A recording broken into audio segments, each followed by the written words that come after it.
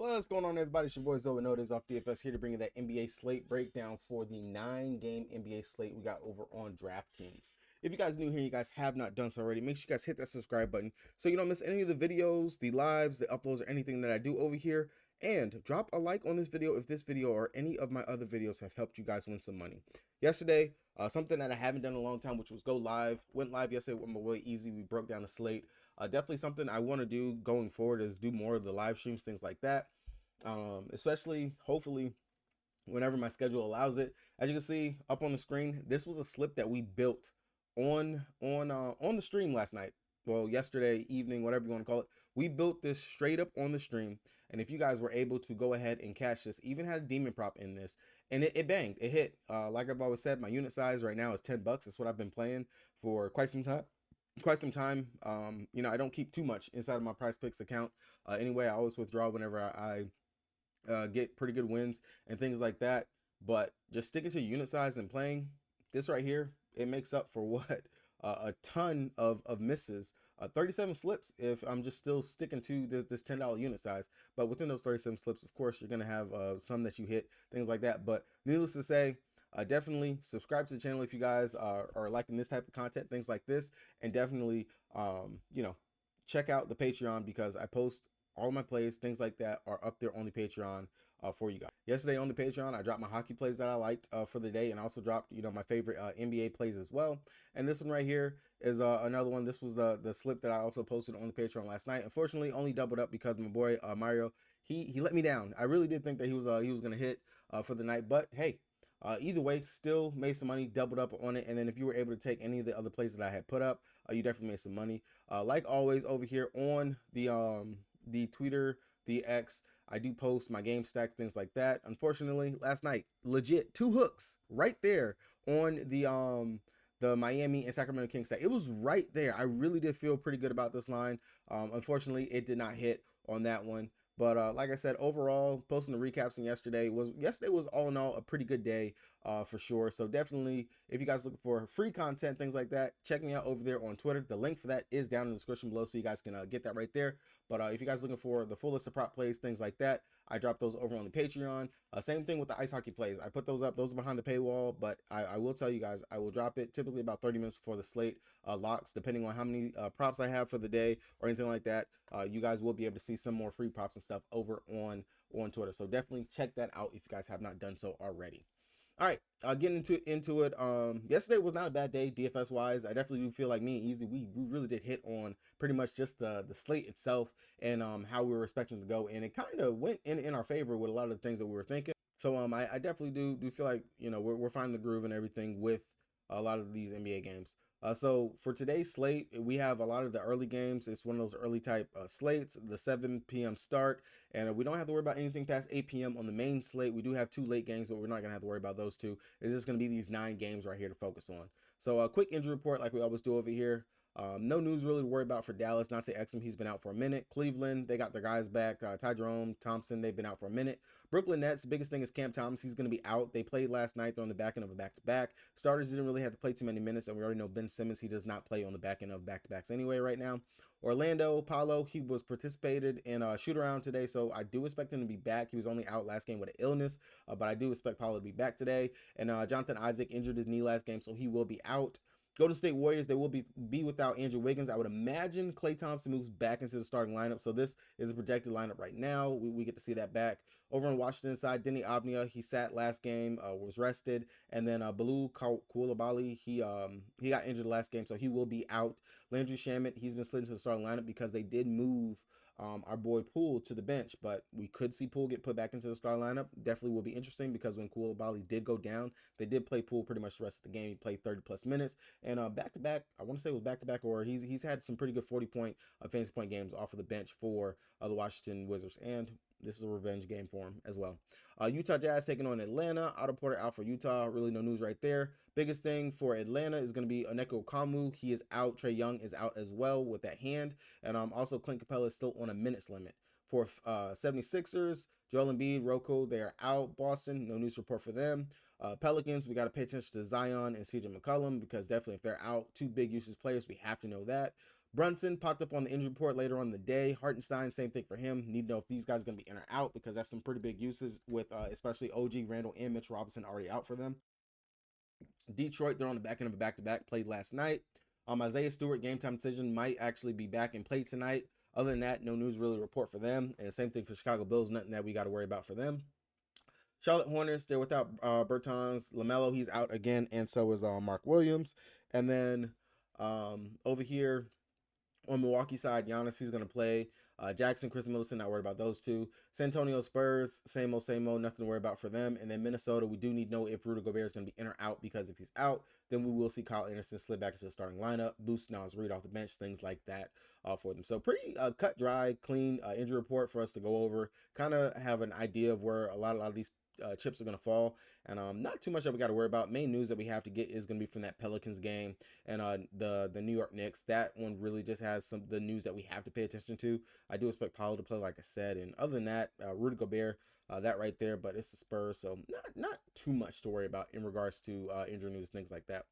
So heading over to DraftKings, site that I play the most on the site. If you guys don't got an account, you want one, check the link down in the description below so you guys get that deposit match bonus and join me over here on the King. I'm going to go through this pretty quickly because, like I said, a lot of this is pretty straightforward in regards to plays that we want to look at, attack, and where we're going to go. So over here on Golden State Warriors side, one of the big things besides Andrew Wiggins being out, Chris Paul, he is back and he's expected to be playing tonight. He will be available after being out with that hand. I would imagine they're going to work him back in there. I think that's going to mess with some of the minutes for Pod, Klay Thompson, things like that, as they do work him back into the rotation. But primarily from over here, the Warriors, they are going up against the Washington Wizards. This should be a game that they should be able to win pretty fairly. It is a 10.5 point spread in favor of the Warriors. But main pieces I want to get to, if I take anything, it'll be Curry, Kuminga, Pod, and GPP Sprinkle, and Klay Thompson and Draymond Green. Not too heavy in any of those guys. Mainly, I say Curry and Kuminga will be the main two guys I look to. Kuminga, he really hasn't had like a big explosive game that we've had, like those 40+ fantasy point games that he was giving us earlier, 50-ish. Definitely think this could be a spot where he can explode and be able to do that here. And I don't mind him at that 6,500 price tag. That's actually pretty decent for him. And then Podominski, like I said, with Chris Paul being back, I do feel like he will be a direct player that will be affected by that. Maybe goes back down to the mid 25-ish minute range. If anything, his game logs, his games have been pretty up and down in regards to what he's been giving us. But we do know with CP playing, it is going to kind of mess with him. So that's why I'll put him more towards lower on the priority list over here for the Warriors. Outside of that, Dario Saric, Quinn, Tracy Jackson Davis, unless you think the game blows out, really not too much interest in those guys right there. Over here on the Washington side, Kuminga, Kyle Kuzma, Denny Avdia, Tyus Jones, Bagley, Poole. That's really kind of the main guys we want to focus over here. I'll say Kuzma, if we want this game to stay close, Kuzma's going to have a pretty decent game here in this spot. Is it possible? Yeah. Not too heavy, too high on anybody over from the Wizards, really, because I do think this game can possibly blow out anyway. If anything, I will take Jordan Poole as the GPP option again. Like I said, the GPP factor and the revenge narrative, things like that, playing at home, has been playing much better off the bench. I will give him that. I will have some interest in Jordan Poole here at that 5,800 price tag. That's pretty cheap in regards to what he can't go out here and do, and maybe playing against the Warriors will light a little bit of a spark underneath him. Over here for the Brooklyn Nets taking on the Orlando Magic. Really, with Cam Thomas, Ben Simmons being out, maybe we could see some more minutes for like a Lonnie Walker. Outside of that, maybe is it Keldon? Keon Johnson. These guys should possibly see some more minutes right there. But I'll say Dennis Smith Jr., Dennis Gordere, they should be splitting that point guardish duties out there, especially with Ben Simmons being out. Dennis, he did get the start last game at 4,800. I do think that's a pretty good price tag, especially 26 minutes. Pretty much was a fantasy point per minute production when he was out there, 27.5 fantasy points against the Memphis Grizzlies. Again, it's the Memphis Grizzlies. Anybody should be able to go out there and do that. But the upside will definitely be there for him. Claxton, I have a little bit of interest there for him. And then with Cam Thomas being out, maybe we see Cameron Johnson get back into the starting lineup, things like that. I'll have some interest in him, especially at 4,800. We know if he gets hot out there shooting wise, definitely can be a pretty big night. Hasn't played big minutes over his last couple games, but the upside will definitely be there for him, especially without their sharpshooter in Cam Thomas not being out there. So I could see a world where we get the other Cam to go out there and actually have a pretty decent game. But I will say mainly over here for me, Dennis Gordere, Lonnie Walker Jr., those guys be main priorities if I take anything. We already know I really don't like the Brooklyn Shitters. They're really just putrid team to even bet on or to take any place from. Over here for Orlando, Paolo, with him being back, I really do expect him to play, especially participate in shoot around. He was only sick last game. And he's been having a little bit of a rough go in regards to his last couple games, but 8,400, not a bad price tag, but not a priority I see anyway for today. If he was out, I would have some interest in France Wagner, his brother Mo off the bench, and maybe a Wendell Carter Jr. considering the minutes that he got in the last game. Center's going up against the Brooklyn Nets, still a pretty decent spot we can actually attack. 34 minutes, and if he can actually get those minutes again, I do see upside in a way for him there. Outside of that, Suggs, Anthony Fultz, all these guys, they're going to eat into the production minutes. All GPP options right there for me. None of them really stick out. I'll say if Paolo's good to go, going to play. Paolo, I could see playing for him as a mid-tier stud. And then France right there. If Paolo is out, France all the way. Definitely be a priority play over there for me. Dallas taking on Cleveland. Pretty much real stud of the night for me is going to be Luka. I love the spot for him. Luka going up against the Cavs. Really, who are they going to use to actually defend him? Just ask yourself that question. We know Luka can get up to play in games like this, especially decent matchups going up against teams where he has to put on that star-studded cap. I love the floor that he can give us at 12K. I do think maybe he can possibly go underpriced, or not underpriced, under-owned here in this position. And no other player besides Shea can give you that safe floor of a 60+ fantasy point game on tonight's slate. 12K should be lower owned. I do like the upside for him here in this position spot. Don't mind him as my main stud for the night. And then if you want to pay down for Kyrie, I do think he has like about a 45 as the floor in regards to what he can give. As you can see, looking over his last couple game logs, he is going back playing against Cleveland, his former team. If you want to bite into that narrative, you definitely can, but not nothing that I'm gonna go too heavy into. I do think this will be a game that we are going to have to see some pretty good minutes from their centers, their bigs rotation, considering that the Cavs, they do play pretty big. PJ Washington, Gafford, and Lively, all these guys should have a decent run. Dallas, they have been playing small. We've seen PJ Washington getting a pretty decent run at the center position, things like that to close out games. So I really do like him at that 5-1 price tag. Don't mind, especially if you keep yourself out of foul trouble. One of the props that I was eyeing for today was his rebound prop. It was sitting at 5 last time I checked it. I definitely do think that's a pretty good safe prop that you can actually take the over on for today's slate. It's not going to hurt you if it pushes, and definitely can help you if it actually goes over on that. Outside of that, I'm not going to force anything over here from Dallas. For the Cleveland side, their prices, they're kind of skewed still. Jared Allen, Evan Mobley, Darius Garland, all of them 7K and below, pretty much 7.3 and below. Like the prices are not adjusted for the fact they're not on the minutes limit. Good matchup going up against Dallas. They have been getting squandered by bigs. Jared Allen, I love him in this spot right here. We just seen Miles Turner literally lit up going up against Dallas, and Allen can do the same thing, rebounding wise, putback wise, block upside, all those things going up there, especially with bigs that have to play around the rim, play around the rim in Jesus Christ, I cannot think of their daggone center name right now. Daniel Gafford and Derek Lively, PJ Washington, things like that. So the block upside could be there for Jared Allen. I do like him here, 7.3. And one of the props I already took on him for the day was his fantasy point prop. I do like the upside at 36. And the same thing for Evan Mobley. I'm not playing them both in the same slip, but Evan Mobley sitting at 31.5 fantasy points gives that pretty good at home in the games that he's played 30+ minutes out there. And I do think this is a spot, as we have seen, they've been staggering their minutes at the center position, 7.3, 7.1. Honestly, you can flip a coin in regards to which one you want to take, but I do love the upside for Jared Allen here in this spot. Donovan Mitchell being back, I understand he's going to lower the floor in regards to like Derek Garland, but I don't think he's going to mess too much with his centers and with his bigs and what they're going to do out here in Allen and Mobley. I really do like the upside for both of those guys. This game right here, Boston and Philly, this is really just a quick glance, scan over game. I don't like anything really from either one of these games. Philly, they've been playing pretty bad without Joel Embiid out there. And Boston, all their guys are healthy. For the Philly side, if I was to take anything, Tyrese Maxey would be the main guy I want to get to. Just the fact, the usage and everything that he's going to have out here. If they want to stay in the game, Max is going to have to go out here and have a pretty decent game.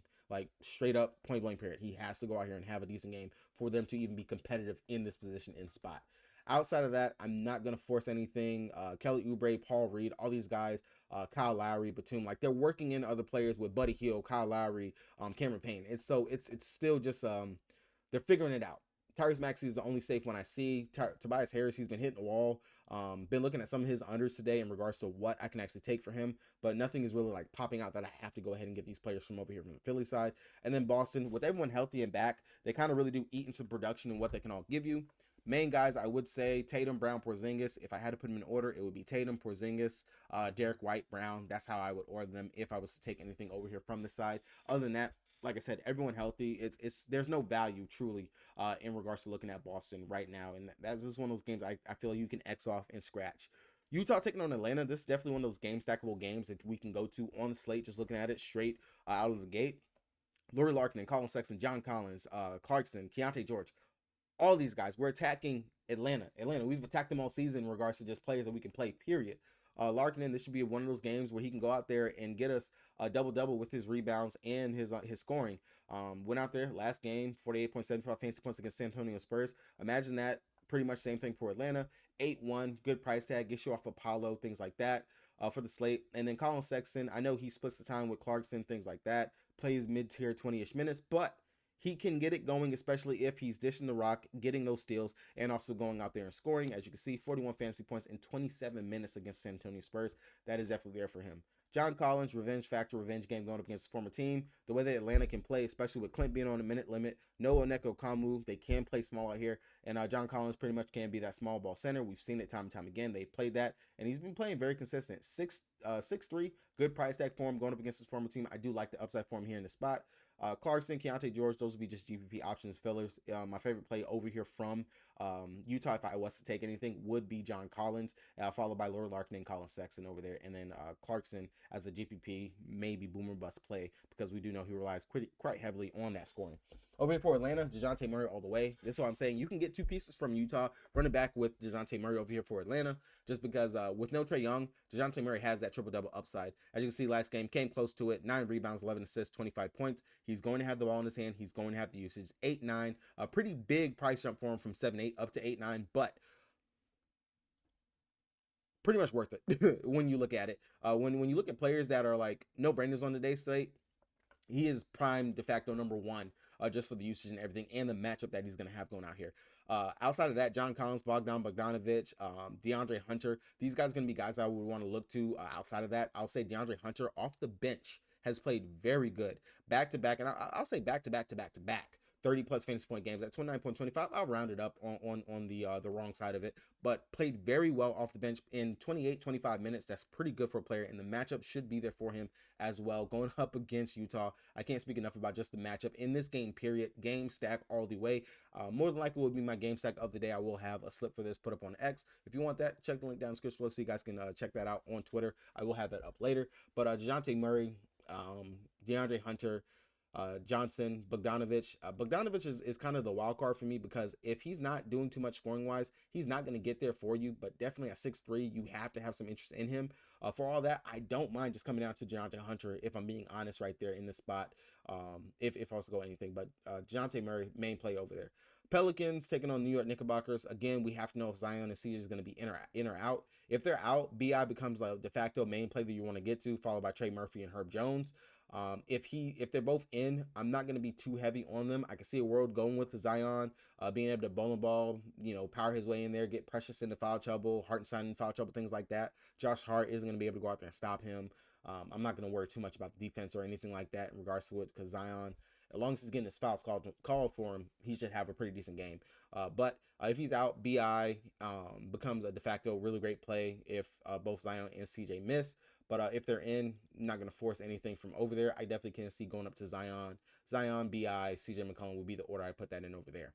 New York Knicks, Brunson, game time decision, popped up on the injury report. If he's going to be out, I see the world where I'm getting to Hart, I'm getting to Bogdanovic, Burks, I'm getting to Dante DiVincenzo. All these guys are going to get a boost in their usage. You're already missing Julius Randle and OG Anunoby, and now if you're going to put pretty much your next big usage player out for tonight, you're going to need those guys to step up and have some big games. If I had to put these guys in order, it's going to be Dante DiVincenzo, Josh Hart, Alex Burke, Bogdanovic. That would be the order I see it in, and how it should trickle down in regards to usage and the upside that these players will have if it comes that way. Hart probably be my favorite play out of all of them, just for the price tier, the value, and the fact that I know he has triple-double upside in regards to what he can go out there, because he can dish the rock. He plays pretty good on ball.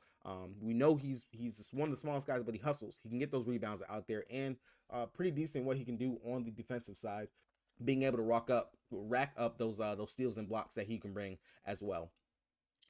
Detroit taking on Chicago, another game I can see us doing a game stack from in regards to the level of play from Detroit and Chicago. Pretty concentrated in regards to what we can get from the main two guys I would take from over here, just because they seem to be safe as long as they stay out of foul trouble. Cunningham and Duren. I like the price for both of them. Not bad at all. Cunningham playing pretty well over his last couple games. I do like him here. 54 fantasy points in that game last night, and nothing less than 30. Of course, big guard. I'm not worried about Alex Caruso, Ayo DeSumo, Kobe White. None of those guys are going to be able to hold a candle to Cade if he's on and he's having a pretty good game. Outside of that, Jalen Duren, long as he keeps himself out of foul trouble, he literally has 35, 40 plus fantasy point upside at 6'9". That gets you off of the Jared Allen. That gets you off the Evan Mobley if you want to play him at the center position. But not a must, but definitely I do like both of those guys if I had to take something from Detroit. Outside of that, Ivy, Asir, Fontecchio, these guys are the questionable plays in regards to the upside that they're going to actually bring. Ivy, for whatever reason last night, pulled. They went with Grimes instead, only played 24 minutes, and really kind of screwed over my game stack that I had for that because Ivy was on par. He was getting there, and he was doing what he needed to do. Fontecchio, he kind of seemed like his minutes, they dwindled, but he was out there, just didn't do enough. I don't mind going to Fontecchio at 4'9", but if you're going to go all the way down there, it seems like they are liking the upside that they have from Quentin Grimes at that 4'1". He closed the game last game, did decent from three, brings the defensive upside as well with his blocks and the steals, dropped 29.25 fantasy points in 24 minutes. So at 4'1", I do see a world in the upside for going with Quentin Grimes, and I don't mind going to him at all.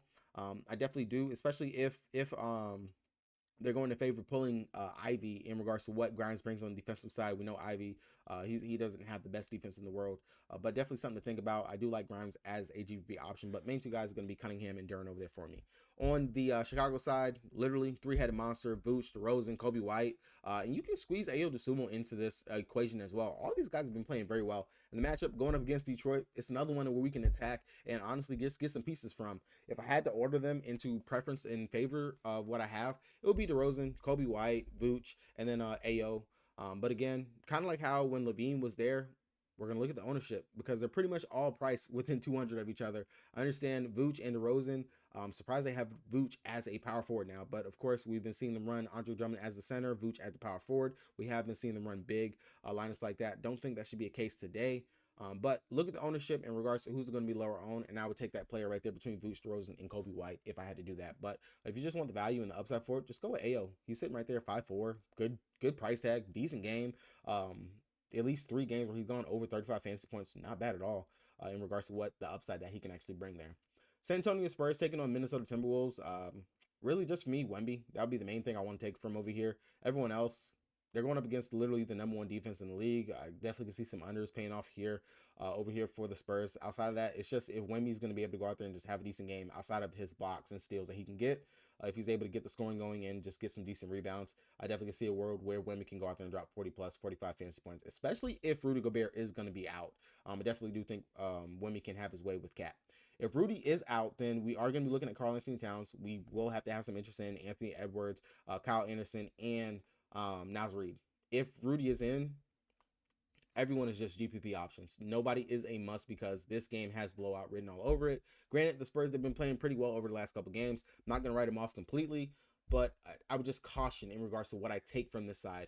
I would really only have some interest in this if Rudy is out for the slate. Last but not least, Charlotte taking on Milwaukee. I have no interest in anybody over here from Charlotte. If Milwaukee comes out how they should pummel the Charlotte Hornets on the road. Weak team. I understand they've been playing much better over the last several games. My boy Trey Man's been playing good. What